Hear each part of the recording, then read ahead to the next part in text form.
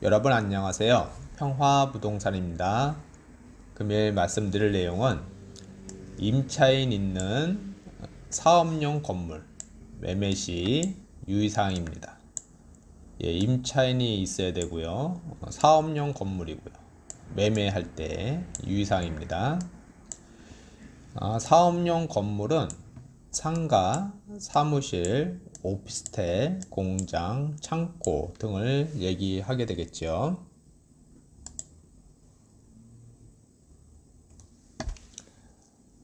먼저 건물분 부가세는 별도임이라고 특이하게 기재를 합니다. 건물분 부가세는 별도임. 매도인이 일반 과세자일 때 매매가와 별도로 건물분에 대한 부가세 10%는 잔금시 매도인이 매수인에게 받고 세금 계산서를 발행해야 합니다. 세금 계산서를 발행해 줘야 되겠죠. 매매가에서 건물 가격과 토지 가격으로 나눕니다. 매도인 측 세무사가 나누면 되겠죠. 차후 부가세도 납부를 해야 합니다. 건물 전체 매매가가 총 10억이다. 그 중에 토지가가 7억이고 건물가가 3억이다. 그러면 3억에 대한 부가세 10%가 되겠죠. 그러면 3천만 원이 되겠죠. 3천만 원을 더 받아야 됩니다. 그러니까 매매가 10억에다가 3천만 원 건물분 부가세를 더 받아야 되겠죠. 그래서 이거에 대한 받고 세금 계산서 발행해 주고 나중에 부가세 신고할 때 납부를 해야 되겠죠. 세무서예요. 매도인은 일반 과세자, 매수인은 간이 과세자일 경우 그러니까 매도인은 일반 과세자고요. 매수인이 간이 과세자일 경우 이때도 이제 건물분 부가세 별도로 해가지고 받아야 되겠죠. 이 매도인은 일반 과세자고 매수인이 일반 과세자다. 그러면 이제 포괄 양도 양수로 갈 수가 있습니다. 매수인은 부가세 환급을 못 받습니다. 이 매수인이 간이 과세자일 경우에는 건물분 부가세의 10%를 납부를 하지만은 나중에 이 환급을 못 받죠.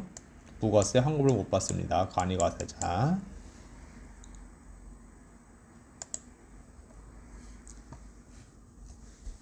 매도인은 잔금 후 다음 달 25일까지 폐업 및 부가세 신고를 해야 되고요. 부가세 신고.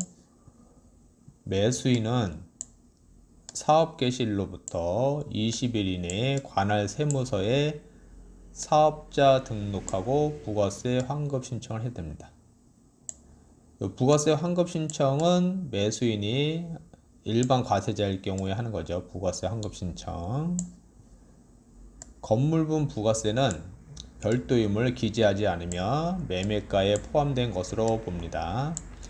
매매가가 이제 10억이었는데요. 그러면은 이제 건물분이 3억이다. 그러면은 그의 10%인 3천만 원을 더 받아야 되잖아요. 그래서 이걸 납부를 해야 되는데요.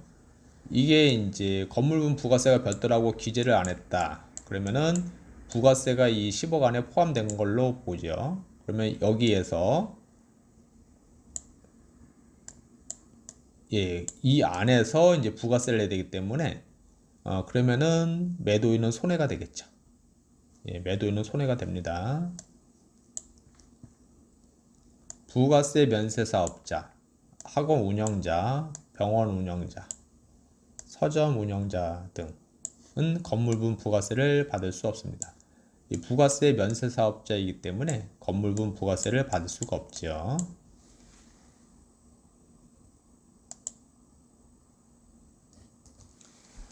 포괄 양도 양수 계약. 포괄 양도 양수 계약. 건물분 부가세는 포괄 양도 양수하기로 한다. 이렇게 특약상의 기재를 하게 되겠죠. 그러면은 건물분 부가세를 안 주고 안 받습니다. 아까는 부가세를 주고 그 다음에 세무세 납부를 하고 그 다음에 다시 환급을 받았잖아요. 이 환급을 받는 거는 매수자가 일반 과세자면은 환급을 받고요. 간이가세자는 환급을 못 받고 그렇죠.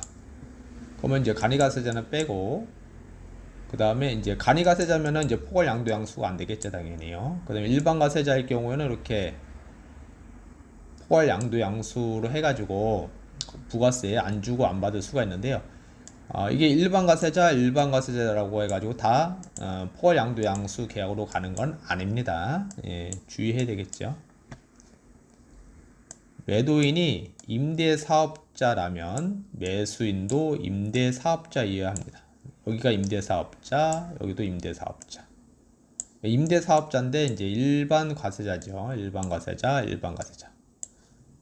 매수인이 그냥 일반 사업자이면 안 됩니다. 그러니까 매도인이 임대사업자인데 매수인은 일반 사업자인데요. 일반 과세자. 그런데 뭐 식당을 운영하는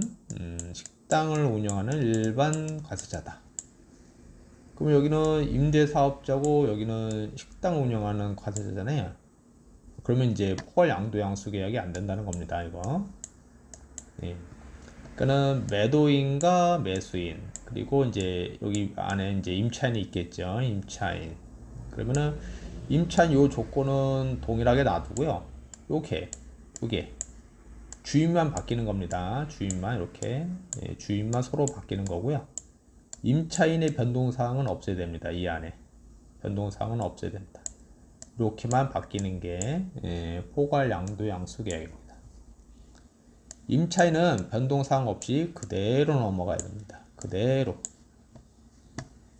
매도인 또는 매수인의 잘못으로 잔금일까지 잔금일입니다. 잔금일까지 포괄 양도 양수가 안 될 경우 매수인은 매도인에게 매매 대금과는 별도로 건물분 부가세를 지급하기로 한다. 특약의 기재. 그렇죠. 잔금일까지입니다. 잔금일까지. 포괄 양도 양수가 안 되면은 건물분 부가세를 받아야 되겠죠. 그래야 매도인이 손해가 아니죠.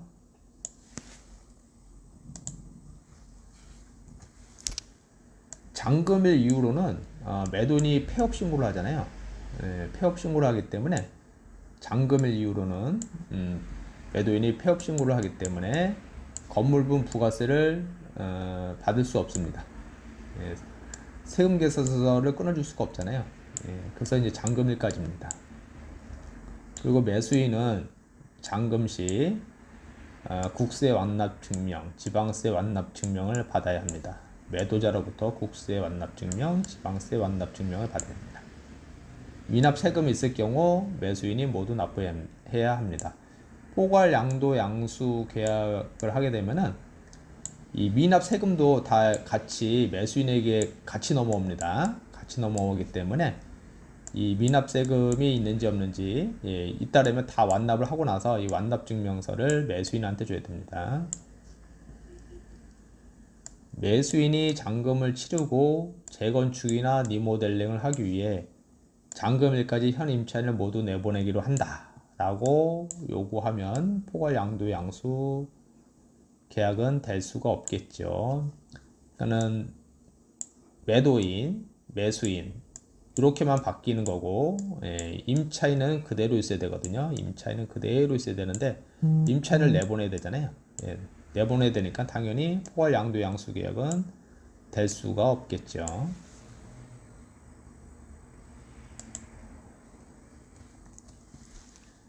매수인이 파악해야 할 사항. 누수되는 곳은 없는지 지하에서부터 옥상까지 꼼꼼히 살펴봐야 되겠죠.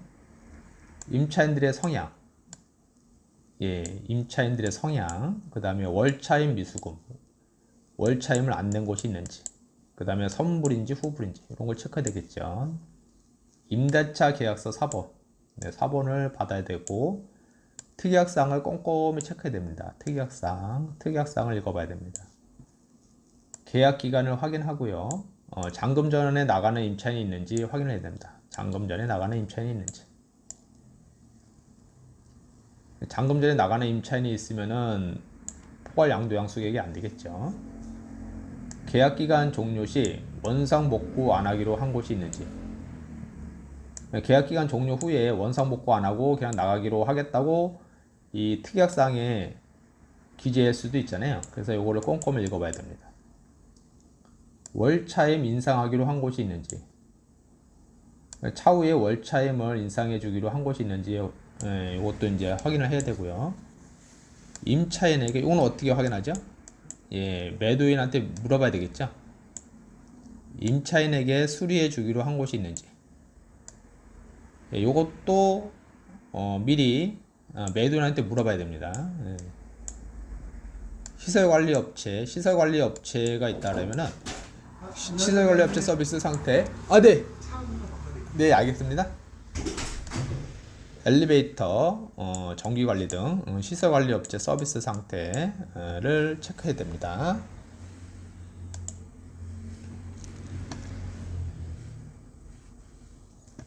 매수인이 파악해야 할 사항으로 관리 용역비 인상 여부, 정기적으로 교체해야 할 품목 파악, 지하 모터 베어링이라든가 엘리베이터 루프 등 건물에 유흥업종이 있으면 취득세 4.6%에다가 중과세가 있습니다.